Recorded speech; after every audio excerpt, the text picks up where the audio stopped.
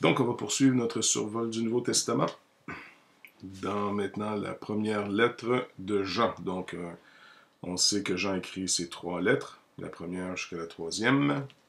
Si la première, pour se mettre un peu dans le contexte, on veut bien finalement la voir comme étant peut-être un épître qui pourrait servir à plusieurs églises.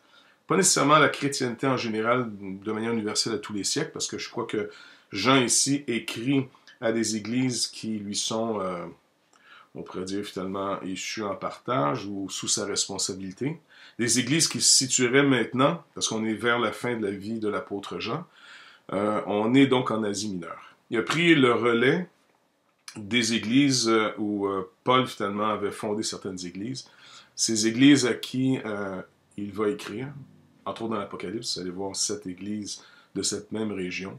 Donc Jean est vers la fin de sa vie, selon la tradition, dans cette région, et c'est à ces églises qu'il aurait écrit un traité d'abord assez spécifique à eux, commence à les mettre en garde contre les faux docteurs, et un biais qui est attaché, on pourrait dire, à la première lettre serait la deuxième. Un peu comme je vous écris à vous, puis il envoie quelque chose de plus spécifique. Tandis que la troisième lettre, elle, va être plus une exhortation plus spécifique pour mettre en garde contre, finalement, il met Gaius en garde contre Dimitri... Attends, je vais mettre son nom. Pardon. Il le met en garde, justement, contre ce responsable d'église qui a pris un petit peu le contrôle, M. Diotrephe. Comme Diotrephe qui aime être le premier. Alors, puis il va donner finalement comme modèle, finalement, Démétrius plutôt. Bref, tout ça pour dire que la première serait donc, encore une fois, la lettre principale pour les églises, finalement, de la région. La 2 serait un bien attaché, donc, à la première. Et la troisième lettre serait plus une exhortation plus particulière à Gaius. Donc, on va essayer de voir la première. Carson, ici, nous propose... bon, d'abord, il nous rappelle qu'il y a plusieurs personnes qui ont travaillé sur cette lettre pour nous donner des divisions potentielles. Et il en propose une en 3 parties. Et puis, je vais vous les donner. Mais je vais plutôt préférer 3 parties encore, mais un petit peu différent, plus basé sur l'analyse que John Stott a faite. Mais néanmoins, je vais juste vous rappeler ici un petit peu ce que Carson nous rappelle. Il dit, mais la suggestion ici de...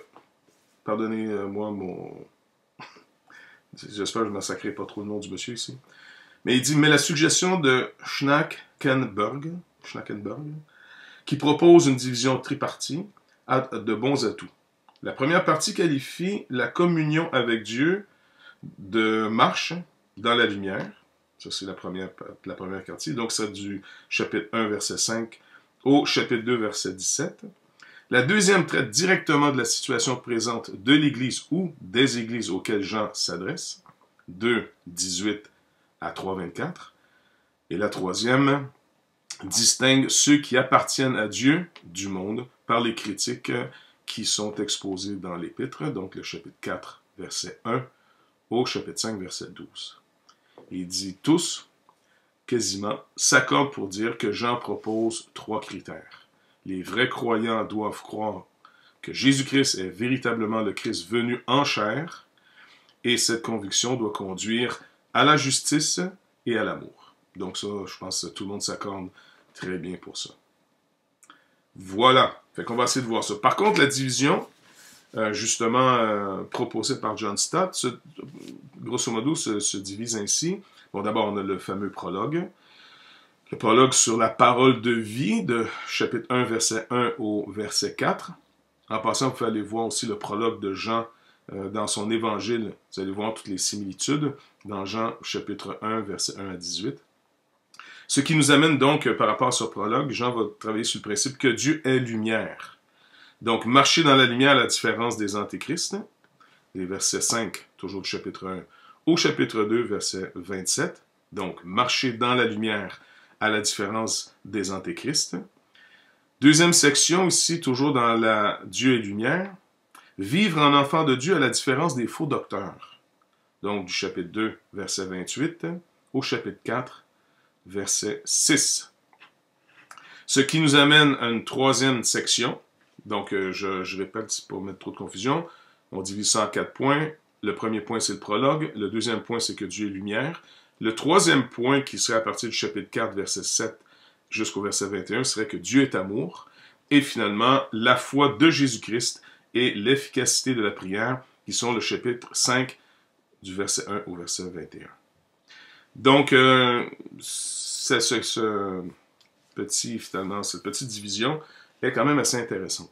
Fait quand on regarde, on subdivise donc l'aspect, le prologue, je pense, est assez simple. On voit que ce qui était dès le commencement, ce que nous avons entendu, ce que nous avons vu de nos yeux, ce que nous avons contemplé, ce que nos mains ont touché concernant la parole de vie, car la vie a été manifestée et nous l'avons vue et nous lui rendons témoignage et nous vous annonçons la vie éternelle qui était auprès du Père et qui nous a été manifestée. Donc, ici, ce qui est important, c'est que l'apôtre est en train de nous rappeler ici tout le principe de la parole de Dieu faite chair. Très, très, très important parce que c'est justement ce qui va être nié dans le contexte où Jean va combattre des hérésies qui commencent à apparaître. N'oubliez pas, l'Évangile se développe maintenant en terrain païen plus qu'en terrain juif. L'apôtre Paul, lui, va être obligé de défendre l'Évangile parce que cet Évangile a été principalement développé dans un terrain juif. Vous vous rappelez que les premiers opposants sont les Juifs et qui attaquent violemment, finalement, tout ce message en Jésus-Christ. Dieu fait chair. Et ce Dieu fait chair, qui est le Christ, le oint de Dieu, le Fils unique de Dieu, devait souffrir et mourir et ressusciter. D'accord? Donc, il va défendre cet évangile contre un contexte très juif. Eux, c'est un scandale de penser que Dieu se fait homme. Mais l'évangile maintenant, et on est rendu vers la fin du 1er siècle, l'évangile maintenant se développe principalement en territoire, on pourrait dire, de la philosophie grecque. C'est là que les Grecs et les Romains qui ont simplement popularisé cette philosophie des Grecs, nient finalement l'existence dans la chair. On peut peut-être croire que la divinité ou les anges viennent vers les hommes des fois avec une apparence ou encore en revêtant la chair, mais on nie catégoriquement que tout ce qui est élevé, tout ce qui est rendu dans le monde des idées, deviendrait chair. Parce que le but, c'est ne plus être chair. Et le problème, vous allez voir que c'est resté quand même dans notre, on pourrait dire, dans notre philosophie, dans notre manière de concevoir même notre marche avec le Seigneur. Notre concept de dire, quand je meurs, je vais au ciel, et puis qu'on oublie souvent qu'on est appelé à la résurrection, donc résurrection de la chair. Rappelez-vous le credo. Le fameux « Je crois en Dieu, le Père Tout-Puissant, Créateur du ciel et de la terre ». C'est fini en disant « Et nous croyons à la résurrection de la chair ». Ce credo nous protège dans les doctrines les plus fondamentales du christianisme. Et donc, en se le répétant, il faut toujours se dire « Attends, est-ce que je suis en train aussi de soutenir cette doctrine? Est-ce que je la fais? Est-ce que je crois cette doctrine au détriment d'une autre doctrine dans le même credo? » Devrait être pour nous un indice de voir est-ce qu'on se déséquilibre ou on reste en équilibre, en harmonie avec tout le credo. Oui, lorsque je meurs aujourd'hui, je vais finalement dans la présence de Dieu. Oui, Dieu est esprit. Moi, par contre, je suis chair. Mais chair, présentement, veut dire d'Adam. Quand il est dit que l'homme nouveau va ressusciter, tu sais, le premier homme est naturel, le deuxième est spirituel. Spirituel, c'est dans le sens sa dynamique de vie, et non pas qu'il n'a plus de corps physique. Présentement, ma nature adamique, elle est soutenue d'une manière biologique. Et donc, on pourrait dire, la parole de la personne, c'est naturel. Mais quand je vais ressusciter, parce que cette vie déjà de résurrection est en nous par la foi, par la régénération, mais quand nous allons ressusciter physiquement, comme Christ est ressuscité physiquement, alors nos corps ne seront plus soutenus par une forme de vie biologique, mais spirituelle. C'est dans ce sens. C'est que nous sommes spirituellement dynamisés dans nos corps, âme et esprit sur la nouvelle terre de nouveaux cieux.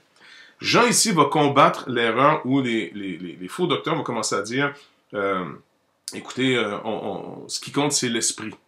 Le corps n'est pas important. Et dans cette attitude que le corps n'est pas important, eh bien, ils vont commencer à dire ce que vous faites dans ce corps n'est pas important. Et c'est là qu'ils introduisent, comme Pierre l'avait aussi combattu, ce côté finalement de vivre n'importe comment dans le corps. L'apôtre Paul, encore une fois, tous les apôtres, mais entre autres par la bouche de l'apôtre Paul, on se rappelle que nous serons jugés par rapport au bien et au mal que nous aurons fait dans ce corps. Donc, c'est important pour nous de comprendre où les apôtres veulent en venir. Ils défendent et ils maintiennent cet évangile, soit contre les Juifs, soit contre les païens ou les Grecs, et ils le maintiennent comme vraiment un navire amiral qui doit aller de l'avant et qui va ouvrir le chemin pour tout ce qui doit suivre pour nous après.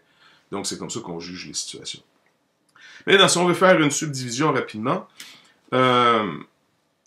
qu'est-ce qu'il nous dit dans la première section? Donc, à partir du verset 5 au chapitre 2, verset 2, on prévoit ici que, premièrement, versets 6 et 7, il y a comme un déni en ce qui concerne le péché. On nie que le péché peut briser la communion avec Dieu. Deuxièmement, de 8 à 9, on nie que le péché existe dans notre nature. Et finalement, les versets 10 au chapitre 2, verset 2, on nie ici que le péché peut se rendre manifeste dans notre conduite. Donc, c'est des gens qui sont dans un déni du péché, ou en d'autres mots, ils déclarent qu'ils sont impeccables, sans tache, sans faute, sans péché. Et c'est ce que l'apôtre contredit.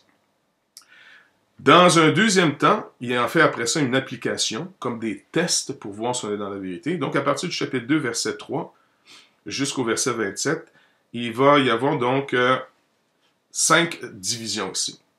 Et puis la première, c'est l'obéissance. Notre obéissance à la parole de Dieu est finalement une manière de tester si nous sommes vraiment dans la vérité. D'accord? L'amour, c'est le test social. Le premier, c'est un test moral envers soi-même. Est-ce que finalement, je considère que je suis en train vraiment d'obéir à la parole de Dieu? Si je n'obéis pas à la parole de Dieu, alors je suis un menteur.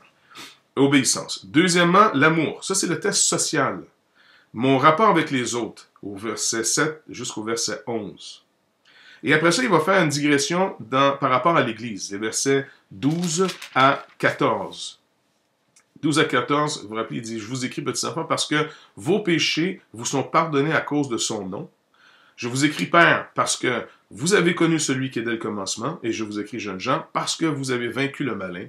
Je vous écris, petits enfants, parce que vous avez connu le Père. Je vous écris, Père, parce que vous avez connu celui qui est dès le commencement, et je vous écris, jeunes gens, parce que vous êtes forts, et que la parole de Dieu demeure en vous, et que vous avez vaincu le malin. » Ça, c'est l'Église. Nous marchons dans ce monde en rébellion contre Dieu, mais inévitablement à contre-courant. Et donc, c'est un peu la main qui divise. Et finalement, il fait une deuxième digression par rapport à non seulement l'Église, comment elle marche, mais aussi comment nous sommes dans ce monde. Si le monde ne l'a pas connu, c'est que finalement, si le monde ne vous a pas connu, il dit ici, c'est que, finalement, le monde n'a rien connu de ce qu'il doit connaître. On est finalement dans ce monde et on doit, l'amour de Dieu, l'amour pour Dieu, nous donne d'être délivrés de l'amour pour ce monde. Étrangement, Jean dit que Dieu a tant aimé le monde. Dieu aime le monde, mais Jean, le même Jean nous dit, vous par contre, n'aimez pas le monde. On entend très bien ici par contre qu'il ne veut pas nécessairement dire, n'aimez pas les personnes qui vivent dans le monde, c'est sûr. Mais le monde est un système, cosmos, un ordre. Dieu, lui, peut aimer ses ennemis. Dieu peut aimer ceux qui le confrontent parce qu'il veut sauver le monde. Et donc, c'est pour ça qu'il a donné son Fils unique. Jean nous le rappelle dans son Évangile au chapitre 3, verset 16. Par contre, ici, il nous dit à nous, les croyants, n'aimez point le monde, ni les choses qui sont dans le monde. Si quelqu'un aime le monde, l'amour du Père n'est point en lui. Donc, vous voyez ici la distinction, donc très importante. Et finalement, le test doctrinal. Donc, premier test personnel, moral. Deuxième test social, ici. Qu'est-ce que ça produit dans votre rapport les uns avec les autres? Et le dernier test de cette section, donc les versets 18 à 27, là, c'est le test, on pourrait dire, doctrinal. Il compare ici les faux docteurs, les faux prophètes, à des gens qui, reconnaissent pas d'abord qu'il est venu dans la chair, et ainsi de suite, ils sont des menteurs, bref, il développe tout l'aspect doctrinal. 3 tests, moral, personnel, social, ce que ça donne dans mon rapport avec les autres, et finalement, doctrinal. Quel est le rapport que j'ai avec la parole de Dieu, les promesses qui nous ont été faites. On va arrêter ici, on se retrouve après cette pause.